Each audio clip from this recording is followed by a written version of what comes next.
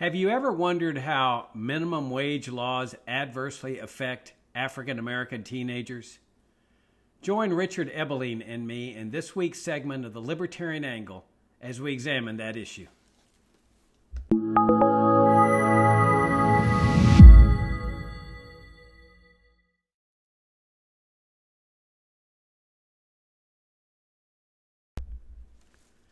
Hi, I'm Jacob Hornberger, president of the Future of Freedom Foundation, and this is this week's segment of the Libertarian Angle, the show that brings you the principled, uncompromising case for pure libertarianism. And I'm joined, as I am every week, by my co-host, Richard Ebeling, a pure, principled, uncompromising libertarian professor at the Citadel. Richard, good to see you again. Good to see you too, and we both seem alive and well.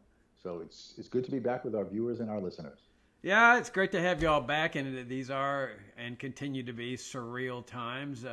But to get a sense of reality and normality, just come here to FFF. Subscribe to our YouTube channel, visit our website, fff.org. You know, Richard, in the midst of all this crisis, we see little talks about increasing the minimum wage, you know, to help the workers when they go back to work. That's the way to solve their financial problems and economic problems, just raise the minimum wage. And we've never really specifically addressed that along with worker relations with management, with employers in this show. So I thought, well, this would be a good opportunity to do that. Maybe if we have time to deal with things like unions and strikes and just general relationships between employers and employees, because as you know, the Marxists, the socialists have always portrayed this as an area of inherent conflict, that there's just this conflict between workers and employees. We can go back to the 19th century with the cost of production theory of value, the labor theory of value, which the Marxians seized upon, that said, well, the employer is exploiting the worker by seizing profits when it's the worker that's over there, you know, producing the value of whatever they're producing. And here is the employer or the speculator, the profiteer that is really doing nothing except seizing the fruits of their labor. So we've heard this nonsense for over 100 years from the socialists. So I thought, well, this would be a good opportunity. But let's start with something simple and basic like the minimum wage. It just boggles the mind that this issue is still debated. I mean, it's just shocking. After so many years of showing the fallacies of minimum wage laws, that there are still so many people that think, oh, wow, this is an easy way to help workers out, just raise the minimum wage. And of course, the popular wage right now that they're proposing is $15 an hour. And my question always is, well, why settle for 15? Why don't they make it $100 an hour, $200 an hour? I mean, what better way to make everybody rich than to just raise the minimum wage to $500 an hour? I mean, gosh, what better way to raise standards of living and increase prosperity than to mandate a $500 an hour minimum wage? Well, of course, when we talk about that, even the most ardent of interventionists, economic interventionists and socialists can see the fallacy of that if a business has to pay $500 an hour to its workers, it's going to go out of business real fast because it's not generating the revenues to be able to afford that kind of pay raise. But the same principle applies even at 15 an hour. That as the Austrians have pointed out in the Austrian theory of value, that value is subjective, that people enter into trades because of how they value a certain item that they want to acquire or a certain worker that they want to hire. And they determine subjectively whether it's worth it to them to hire somebody at $15 an hour or at $500 an hour. And if they've determined that that's not going to be productive in terms of the revenues are going to be produced by that worker at that wage rate, they say, no, I'm not willing to do that. And in fact, there are workers whose value as laborers are not valued at $500 an hour, and there's also workers whose labor is not valued at $15 an hour. But yet those workers, well, let me give you an example. A classic example is black teenagers. I mean, there's been a chronic unemployment rate among black teenagers now for years of 30 to 40%. And the interventionists scratch their heads, they're befuddled. Why is this? Why is this? It's so strange. Well, it's ridiculous. I mean, the answer is apparent, that their value in the marketplace is valued at less than the artificially imposed minimum. So while they'd be willing to work at, let's say, $8 an hour to learn a business, learn a trade, get their foot on the first leg of the ladder, economic ladder, and in which would then enable them to work their way up into higher paying jobs and maybe even start their own business. They learn a work ethic. They learn the value of how to treat customers. They're never able to do that because they're locked out of the labor market with that artificially imposed minimum. And nothing is going to change that. So when a black teenager comes into a company and says, hey, look, I can do what that well-to-do, well-dressed white kid can do over there, and I'll do it for half the price, the employer might well be willing to say, well, yeah, I can now make extra profit here by hiring you. The law prohibits him from doing that. And that's how you have this chronic unemployment rate among black teenagers. And it happens also not just among them, but among lots of people. When they raise the minimum wage, I think it was in Oregon or Washington, there were a lot of businesses that said, we just can't operate like this economically, financially. And so they either laid off part of their workers, or some of them just shut down and said, we can't run a good business. If we can't run a good business here with a sound product for our customers, we might as well just go out of business. So it's just a classic example of where you have these good intentions with government intervention, but with perverse outcomes. There's really just one way to raise people's standard of living, and that is just repeal the minimum wage entirely and let the free market operate. What do you think, Richard? Well, of course, the analogy that runs parallel to this is that does anyone go into a store and pay more for something than they think it's worth? Now, that's a different question is, do you wish something cost less? I go into the supermarket and I look for a nice steak to grill, and they're saying, well, X number of dollars a pound for a really nice cut. I wish the price was half, but if I'm in the mood for a steak and that's the market price and I value having the steak, then I pay it. But if I look at the steak and the per pound price, and I decide that really it's not worth that, I'd rather, all things considered, spend my money on a different way, or I can't afford it, given my other very constraints and the opportunity costs of alternative ways of spending my money, I walk away. So none of us pays more for something than we think it's worth. Now, no businessman has any earned revenues out of which to pay salaries other than selling a product to consumers.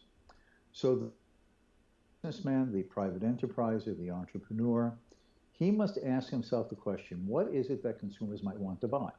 Qualities, features, characteristics. And what is the price per unit that I think they'd be willing to pay, and at which I could sell X number of units? So the number of units times that per unit price, that is his guesstimate of what his revenue will be. Now, then he has to say, well, if that's how I anticipate what consumers want and the prices they might be willing to pay, what is it going to cost me to hire the factors of production, which is just the economist lingo for land, labor, and capital, broadly speaking. Now, no businessman can stay in business given his anticipation of what consumers think the product he might produce to be worth. No businessman can stay in business if he has to pay more for the combined factors of production, land, labor, and capital, than what he's going to earn when he sells the product with whose assistance he manufactures and offers it to the consuming public. So let us suppose that, all things considered, a businessman is interested in hiring labor. He does believe that there's a market opportunity there. But given what capital is costing, land and a factory to rent, capital to borrow for his other expenses and interest that he has to pay, what is it going to cost me to hire a number of workers with certain skills, qualities, experience, education that fit the needs of this manufacturing process? Now, let us suppose that that were to be a wage of $12 an hour with this type of labor. Now, any worker who offers themselves to him for $12 or less is a bargain to him.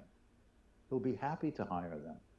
But what if some workers come along and say, well, I'm looking for a job, but I'm not willing to work for you. In fact, I refuse to work for you for less than $13 an hour or $15 an hour or $20 an hour. Just as you as a consumer walk away from a product that you don't think is worth it or you can't afford it, the employer is going to say, well, I'm going to find other ways of manufacturing this product, either with more skilled labor whose productivity is greater, or to replace labor with labor-saving machinery. Either way, he's going to be constrained by his judgments of the market conditions of what he's willing and able to pay to hire the labor. Now, what the government is basically saying, and this is what you were pointing out, is that if the employer thinks the worker is worth that $12 an hour, particular skill, experience, expertise, education, for a job to be done, and the government now says, thou shalt not hire anyone for less than $15 per hour under legal penalty of a fine, in principle perhaps imprisonment, that employer is not going to hire as many workers as he had before. Any portion of his labor force whose labor skills, education, expertise, talents are worth more to him than $15, he will keep on the job and retain. But any workers who are worth less than that to him, or who he might have hired if the $15 had not been imposed, will either lose their jobs or never have a job opportunity. Now, you were also pointing out about locking people out of the market. What the government basically does, they price these low-skilled people out of the market. Now, who are these low-skilled? Young, inexperienced, maybe high dropouts, and tragically and unfortunately, often, though of course not exclusively, but often in the American situation, in ethnic and racial minority groups. Now, what this basically means, as you were saying, how does someone get the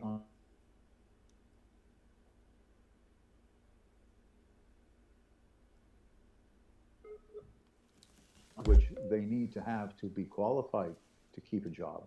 How do they get that on-the-job training to become more skilled, more experienced, more knowledgeable, more savvy and intelligent working in the social setting of a workplace, if they can't get their foot on that bottom rung of the ladder that you referred to? And having to take a job at $7 an hour, $8 an hour, because maybe when they are allowed that opportunity, they over time learn the skills, the experience, the talents, the abilities that will make them worth more than that starting wage.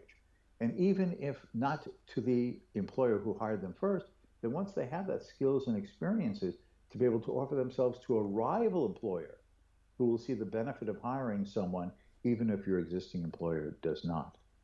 All you're doing is making this a situation where you're permanently leaving unemployed, potentially, those who are in most need of the jobs that could be there. Now, of course, what this basically means is that the road to hell is paved with good intentions, and that many of those who reasonably and sincerely and honestly make the case for a minimum wage, not understanding the logic of the economics that I've tried to explain a little bit, and you did too, who do not understand this, they're now hurting some of the very people who their minimum wage law proposal was meant to insist. You're making work some of the people whom you wanted to make better off. And that's the tragedy of this. Now, beyond this is historically, labor unions, for instance, have often lobbied for minimum wage laws to keep out competition, as well as, the closed shop that you can't work unless you belong to the union. But minimum wage laws were often seen, particularly in the Old South, as the means of excluding blacks from competing with white workers. This is basically the way this system works and has worked. And while it would be a gross exaggeration to say that the same racial biases and prejudices are as present and pervasive as in the old days, the fact is that even if those no longer are the behind the scenes intentions, it doesn't change the fact that having such a law in place is still impacting some of the very people who those older racists were attempting to keep out of the market, even if the degree of racism has radically or significantly diminished in the society as a whole. Yeah, in fact, if you look at some of the well-to-do people, young people, they oftentimes go to work, like in Washington, for free as interns. Yes. And so why do they do that? Aren't they being exploited? Isn't their employer taking advantage of them? Well, no, they do it because they know that as young people, they don't have real marketable skills yet. And so they're willing to work for free in order to learn the thing that they're interested in learning, knowing that, okay, it's costing them in the short run. Their parents might be having to pay for their rent and their food and so forth. They're essentially donating their services to their employer. They are learning the skills. They're learning the things that they're going to need to go on and pursue that particular endeavor in life. That's what the minimum wage law prevents. Prevents people from going in there and working for free, like as an apprentice or at very low cost, in order to learn the trade, to learn the businesses. How do you treat customers? The customer's always right. A work ethic, getting to work on time. These are all things that sometimes, they seem like they're common sense, but oftentimes they're not to somebody that's brand new, that has no experience in the work area. And he's locked out of the labor market because of that minimum wage, unlike those well-to-do teenagers that are out there working for free and learning those skills that enable them to go on. Now, here's another factor to consider. Just one more thing, is that they also prevent businesses from opening up, like in the inner cities and so forth, by entrepreneurs that would be willing to hire people at less than the minimum wage. Let's say that there's an African-American entrepreneur that just wants to hire people in the neighborhood here to produce something, open up a small neighborhood restaurant or something like that, where he calculates, hey, I can hire all these kids here to do this work at $5 an hour, and I can make a profit. I can build up this business. He can't do that because the law prevents him from paying those workers less than the minimum. So it boggles the mind of how many new businesses don't come into existence. It's what Bastiat called and Henry Hazlitt called the unseen consequences of interventionism, is that you never see the businesses that don't come into existence because of these laws, but it's one of their perverse consequences. Yeah, another element of this is that I'm sure the viewers and listeners who follow the news knows that over the last several days, there have been riots going on in Minneapolis in Minnesota, because this black man was basically killed by a policeman who had his knee on the guy's. There are plenty of videos. To my eyes, the guy was not resisting. The guy was face down. This policeman kept this pressure on the guy's neck long enough that he ended up becoming unconscious and then died. This is egregious. This is unacceptable in a system of law and procedure. Taking a person into custody, and since no matter what the policeman may believe, you're supposed to be innocent until proven guilty. At least that's what I learned about our system when I was a little kid in school. So the anger, the frustration, the senses of unfairness in the black community in Minneapolis may be completely justified. That these things, not every day perhaps, but in the wide statistical sense, too frequently occur in minority areas. But what has been part of this response, Jacob? We've seen now several days of rioting, looting, the burning down of buildings, entire strip areas of stores in minority areas. What is that going to do to the job and employment opportunities of the people there? If these businesses have been heavily looted or have been burned down, you're reducing the number of potential employers remaining in communities. And if fears persist that this type of thing could flare up again, that will delay those businesses, if they still were confident enough to want to do it, to maybe have insurance claims, if they're even covered by this, to open up. But in the short run and in the long run, this is going to be reducing the number of employers looking for and interested in hiring local people to work in their enterprises. various wholesale and retail and other business enterprises. Now, that means that the demand for labor is going to be down in these areas. That means that given the number of people wanting jobs or who have been employed there but will now need to be alternative jobs, will all put downward pressure on wages because it's ultimately supply and demand. And if you reduce the demand for something, then don't be surprised that if you want to sell your product, you're going to have to lower your price. Well, it's the same thing in wages. So one of these unintended consequences is that it's going to make the value of labor in these areas even less than before. And therefore, given what the real supply and demand for labor is going to be now, relative to that minimum wage that exists in Minnesota, you're going to be exacerbating the very unemployment problem that many who are demonstrating against this police action are also frustrated about jobs not being there. Well, you've just taken away more jobs. Absolutely. In fact, what you're raising in a larger context is this notion that I raised earlier, that there is this inherent conflict between employers and employees, like a war between them, so that when something like this flares up, well, let's go after the enemy, the employer who's out there exploiting the workers and so forth. And nothing could be further from the truth. I mean, there really is a harmony of interest between employer and employee. Why is this? Well, the employer is really in the role of an entrepreneur when he opens up his business. He's taking a huge risk when he opens a business. He's risking his capital. Let's say he's got to put $100,000, $200,000 into this startup. He's got to be paying workers without having customers yet. He's having to get supplies. He's having to rent a building or buy a building. He's risking a lot of money when he starts that business.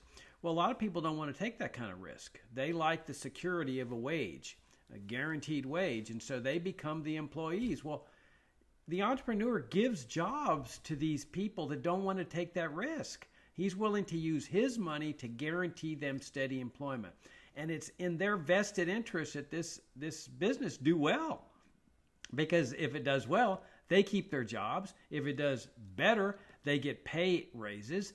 And so there's this natural harmony of interest. I want this business to do well so I can keep my job and I can keep getting pay raises. In fact, every worker has a vested interest in having all the other businesses in the area or even across the country do well as well. Because the better that everybody's doing, the more demand there is for labor. That if let's say one business here, a restaurant, is paying its workers, $10 an hour, the restaurant right next door is doing extremely well and is offering $13 an hour. That's in the interest of all workers because it's through that competitive process that wages start rising. Then there's also the matter of accumulation of capital. This was the great discovery that the American people made in the 19th century. This was the way to end poverty, or at least significantly alleviate it, through mass savings in society, where workers and everyone else, employers and so forth, save their money. Because there's no income tax, there's no IRS, there's no mandatory charity programs like Social Security, Medicare, and so forth, the welfare state. And so there's massive savings that are going on in society, which are going into banks. Those banks then lend the money to employers to get better equipment, better tools. That makes employees more productive, which means increased productivity, increased wages for the revenues for the firm, which then manifest themselves through the competitive process in higher wages. So this is what one of the great contributions that the Austrians made and the free market economists, that there's this natural harmony of interest, and that what the Marxians have always proposed is an inherent war between employer and employee that manifests itself, like what you're saying, burning down of buildings and so forth, is just totally bogus. That it's in the interest of everyone that there would be as much dynamism and prosperity in society as possible. Yes, and then these events in Minnesota, and again, I highlight, it is not a matter of the initial event that has been the spark to set off these frustrations and demonstrations and angers. I'm referring to the form in which the protest and the anger has been manifesting itself. The destruction of the very communities that feel that they are not always given a fair shake in terms of policing. This is cutting off your nose to spite your face. Because at the end of the day, if you don't have businesses, there's no jobs. If there's no jobs, there's no income earned. There's no income earned, there's no way to maintain yourself and improve the standard and quality of living of your families. And this is all occurring in the setting of states that have not freed the lockups because of the coronavirus. So in many states, I'm not sure what the specific regulations in place still are in Minnesota.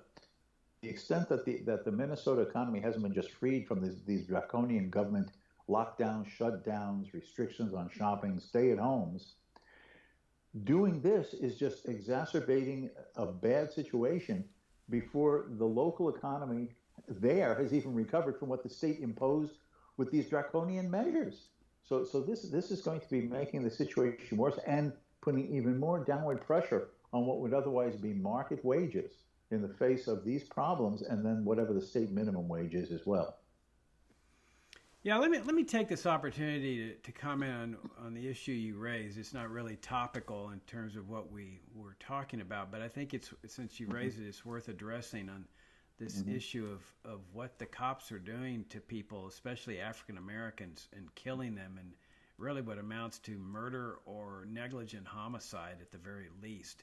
I mean, Richard, it's a horrendous situation we have in this country. I mean, when I saw this guy saying, "I can't breathe," that where this guy's knee was on his neck, it was like it reminded me of Eric Garner, where the guy that was selling Lucy cigarettes in New York City. Oh, what a great crime that is, And then he said the same thing. I can't breathe.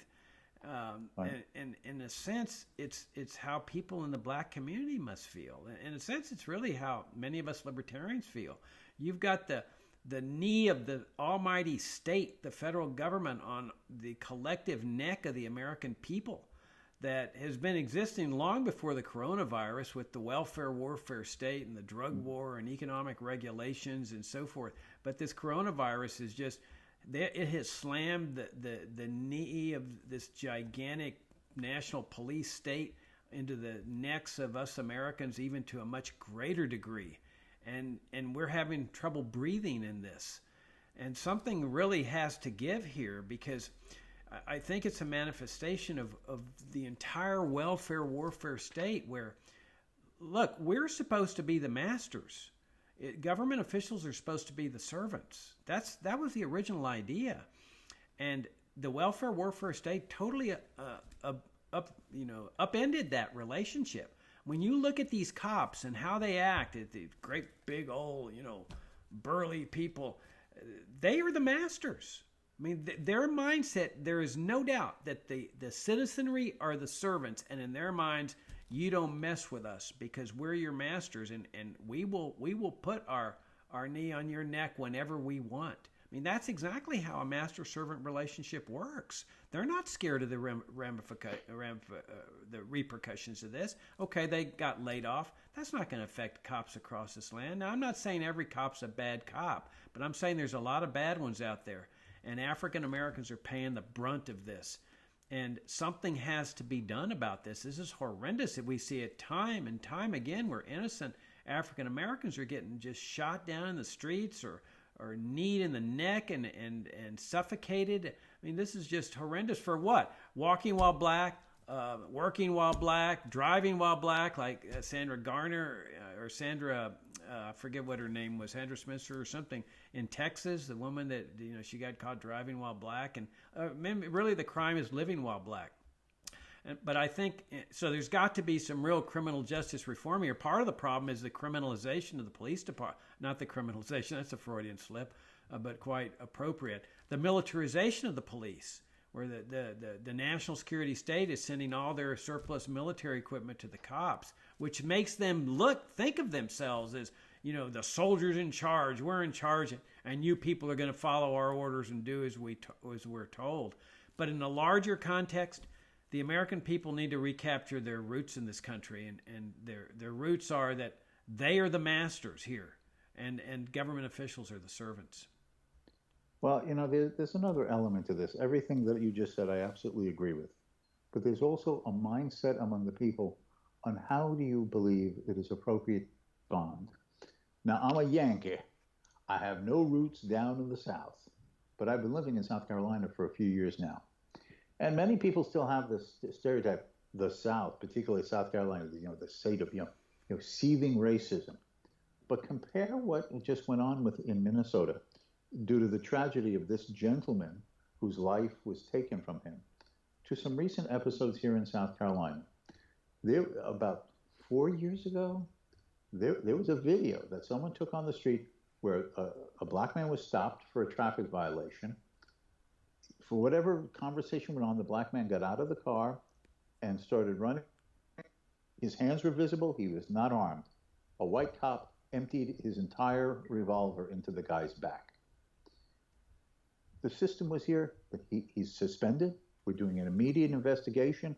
The guy's in jail now. That policeman is in jail now for murder. Okay? Unjustifiable use of force. No riots, demonstrations. Then again, a few years ago, maybe the viewers and listeners remember, there was that nut roofer who went into this church in Charleston and during the Bible class killed, 7, 8 people at this black church. You know what the response down here was? Were there riots? Were there burning and looting? No. People of many diverse backgrounds, social and ethnic. Do you know what they did? They held hands on the Ravenel Bridge connecting Charleston with Mount Pleasant and spoke for a belief that our attitudes about these kind of behaviors by a law enforcement man or by a private nut is unacceptable, and we're showing that we believe in a society better than that. There's the injustices of the acts, and there's the response of the citizens. I think it is better to rise above the anger and destroy your own community through rioting and firebombing than doing what we did down here, which was helping to overcome these animosities and prejudices and behaviors rather than just lashing out with no assurance that it's going to get you anywhere, other than make your own community situation a lot worse. Yeah, I think it's just the depth of the anger and rage that people sense, and they irrationally move off in a destructive direction. But boy, I can sure relate to the anger and rage they have for what's going on. I mean, it just seems like every other week there's a new killing of an African American at the hands of some brutal cops. It's morally reprehensible.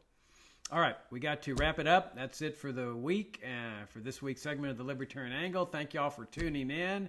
And again, subscribe to our YouTube channel and come over and visit us at fff.org. We got tons of articles that we're publishing and linking to. And subscribe to our FFF Daily and also to our monthly journal, Future of Freedom. And Richard, as always, enjoyed this conversation. Moved off in a different direction, but I think it was deep and profound and meaningful. And look forward to talking to you next week. Absolutely. Until next time. Thank you for joining us.